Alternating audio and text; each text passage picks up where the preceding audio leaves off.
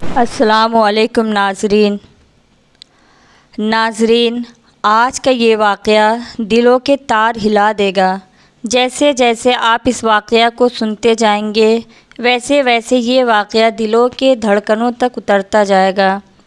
یہ واقعہ نہیں بلکہ ایک سچی کہانی ہے، لہٰذا آپ سے گزارش ہے کہ یہ ویڈیو آخر تک ضرور دیکھیں، کیونکہ ہو سکتا ہے ہم سے بھی انجانے میں کوئی ایسی غلطی کر رہے ہوں جو ہمیں بھاری پڑ جائے۔ یہ کہانی انڈیا میں ایک گاؤں کی ہے۔ وہ لڑکی خود اپنی کہانی بتاتی ہے کہ میرا نام عارفہ ہے اور اس لڑکے کا نام صادق تھا۔ ہم دونوں ایک ہی کالج میں پڑھتے تھے اور ہم دونوں ایک دوسرے کو آتے جاتے دیکھتے تھے۔ پھر ایک دن ایسا ہوا کہ ہم دونوں کے ایک دوسرے سے پیار ہو گیا۔ اب تو ہم دونوں آئے دن ملاقاتیں کرتے۔ یہ بات ہم دونوں کے گھر والوں کو معلوم نہیں تھا۔ عارفہ کے ابو سعودی رہتے تھے۔ ایک دن پتہ چلا کہ عارفہ کے ابو سعودیہ سے آ گئے ہیں، تو عارفہ تھوڑی محتاط ہو گئی، ملاقاتیں کم ہو گئی، گھومنا پھرنا بھی کم ہو گیا، لیکن فون پر چپکے روزانہ باتیں ہوتی رہتی تھی۔ ایک دن جب عارفہ صادق سے فون پر چپکے سے باتیں کر رہی تھی، تبھی عارفہ کے ابو نے عارفہ کو فون پر کسی سے بات کرتے ہوئے دیکھ لیا۔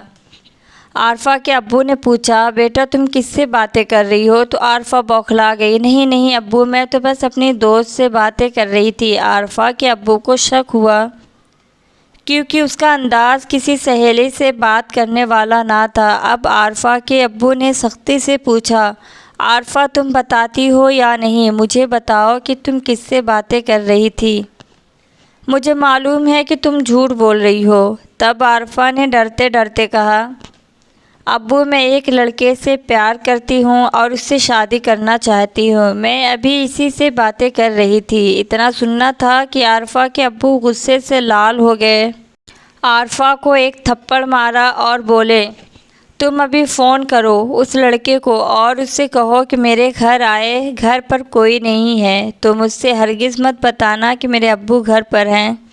تو عارفہ کو کچھ عجیب سا محسوس ہوا۔ اس نے صادق کو گھر بلانے سے انکار کر دیا، لیکن جب عارفہ کے ابو نے اس کو مارا پیٹا تو وہ صادق کو بلانے کے لیے تیار ہو گئی۔ اس نے صادق کو فون کیا اور کہا کہ صادق کیا تم میرے گھر آ سکتے ہو، کیونکہ گھر میں میں اکیلی ہوں۔ یہ سننا تھا کہ صادق خوشی کے مارے چلا کے بولا، ہاں کیوں نہیں، میں ابھی آتا ہوں۔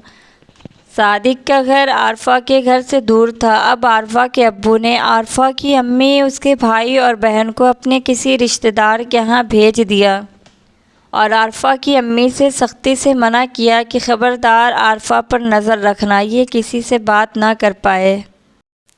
عارفہ مجبور تھی، کیونکہ اس کے پاس موبائل نہیں تھا، وہ تو لینڈ لائن سے بات کرتی تھی۔ اس نے دعا کی کہ یا اللہ صادق کو کچھ نہ ہو، کیونکہ عارفہ بھاپ گئی تھی کہ اس کے ابو کے دماغ میں کچھ نہ کچھ فطور چل رہا ہے۔ خیر وہ اپنی ماں، بھائی، بہن کے ساتھ رشتہ دار کے ہاں چلی گئی اور ادھر صادق خوش عارفہ کے گھر آیا۔ جیسے ہی وہ گھر میں داخل ہوا تو کیا دیکھتا ہے کہ عارفہ کا گھر بالکل خالی ہے، کوئی نہیں ہے اور صرف ایک آدمی یعنی کہ عارفہ کے ابو ہیں۔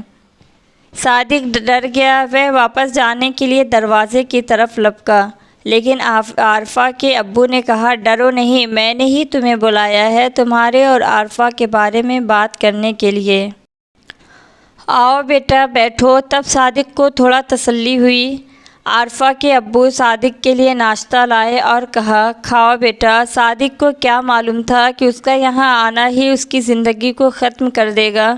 اس نے تھوڑا سا ناشتہ لیا اور گھر جانے کے لیے اٹھنے لگا۔ اب جیسے ہی وہ اٹھا تو اسے بہت زور کا چکر آیا اور وہ گر گیا۔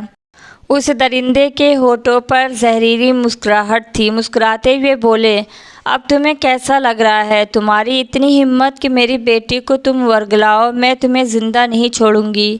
جانتے ہو میں نے اس میں زہر ملایا تھا۔ یہ کہتے ہوئے عارفہ کے ابو صادق کو لات گھوسا مارنے لگے، لیکن وہ تو صرف عارفہ کا نام لے رہا تھا۔ جب عارفہ کے ابو نے دیکھا یہ تو صرف میری بیٹی کا نام لے رہا ہے تو اس کو اور بھی غصہ آیا۔ تو انہوں نے صادق کو کرنٹ لگانا شروع کر دیا، لیکن صادق ابھی بھی زندہ تھا۔ پھر عارفہ کے ابو نے ایک ایسا کام کیا جس کو سوچ کر کسی بھی انسان کی روح کانپ جائے۔ ناظرین، اب عارفہ کے ابو باہر گئے اور باہر سے دروازہ بند کر لیا اور مسجد میں گئے۔ گاؤں میں مسجدوں میں دیگیں ملتی ہیں اور وہاں سے بڑا سا انہوں نے دیگ لے کر آیا اور صادق کا پیٹ سے سر تک پورا جسم کمبل میں لپیٹ دیا اور اس کو الٹا لٹکا دیا، یعنی سر نیچے اور پیر اوپر کر دیا اور دیگ میں پانی کھولایا۔ پھر اس میں صادق کا کمبل میں لپٹا ہوا سر دیگ میں ڈال دیا۔ صادق جو کہ زہر سے نہیں مرا اور نہ ہی کرنٹ لگنے سے مرا تو اس درندے کے اس گھناؤنے کام کی وجہ سے۔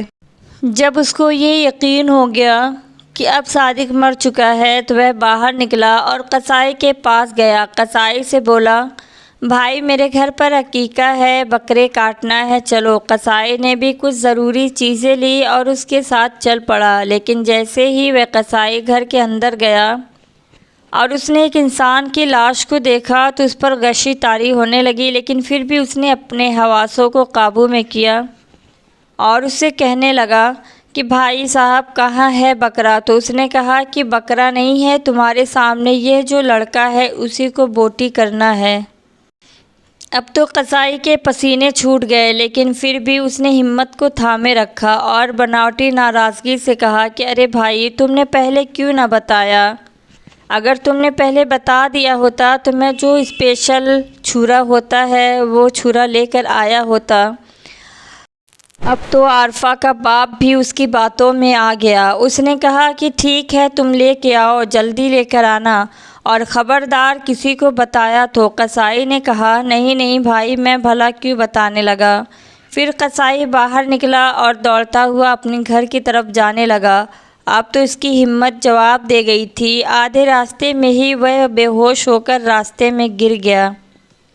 جب لوگوں نے دیکھا کہ ایک آدمی راستے میں گر پڑا ہے تو لوگ اس کو اٹھا کر اس کے گھر لے گئے اور اس پر پانی کے چھینٹے مارنے لگے۔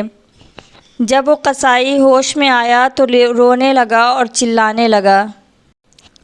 وہ اپنے حواسوں میں نہیں تھا۔ خیر دھیرے دھیرے جب اپنے ہوش میں آیا، اپنے حواس میں آیا تو لوگوں نے پوچھا کہ بھائی تم بے ہوش کیوں ہو گئے تھے؟ تو اس نے ساری باتیں ان لوگوں کو بتا دی۔ اب تو لوگ بہت آگ بگولا ہو گئے اور حیران بھی ہو رہے تھے کہ یہ بات سچ بول رہا ہے یا جھوٹ۔ خیر لوگوں نے پولیس کو بلایا اور عارفہ کے گھر پہ چھاپا مارا گیا۔ پولیس کو قاتل اور مقتول دونوں مل گئے۔ اس گاؤں میں کوہرام مچ گیا، کیونکہ اس طرح کا پہلا واقعہ تھا جو اس گاؤں میں ہوا تھا۔ صادق کی ماں، وہ بیچاری تو اپنے جوان بیٹے کی موت پر اپنا ہوش ہی گنوا بیٹھی تھی، اور صادق کے ابو کا بچپن ہی میں انتقال ہو چکا تھا۔ اس گاؤں کے لوگوں کی بس ایک ہی ڈیمانڈ تھی کہ اس قاتل کو پبلک کے حوالے کر دیا جائے، لیکن پولیس نے تھانے میں بند کر دیا۔ پھر کیا تھا، پولیس نے اس کے پورے پریوار کو بند کر دیا۔ کچھ مہینوں یا سالوں کے بعد عارفہ کو اور اس کے بھائی بہن کو پولیس نے چھوڑ دیا اور اس درندے کو عمر قید کی سزا مل گئی۔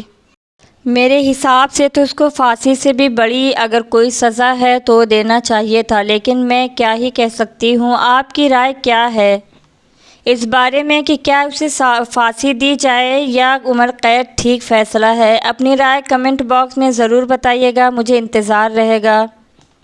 آج کے لیے بس اتنا ہی۔ اگر آپ اسی طرح کے اور بھی ویڈیو دیکھنا چاہتے ہیں تو ہمارے چینل اسلامی وائس کو سبسکرائب کر کے بیل آئیکن کو دبا کر آل پر کلک کریں۔ اللہ تعالیٰ سے دعا ہے کہ اللہ تعالیٰ ہم تمام کے اہل و عیال کی حفاظت کریں۔ آمین ثم آمین۔ دعا میں یاد رکھیے گا۔ شکریہ، جزاک اللہ خیر۔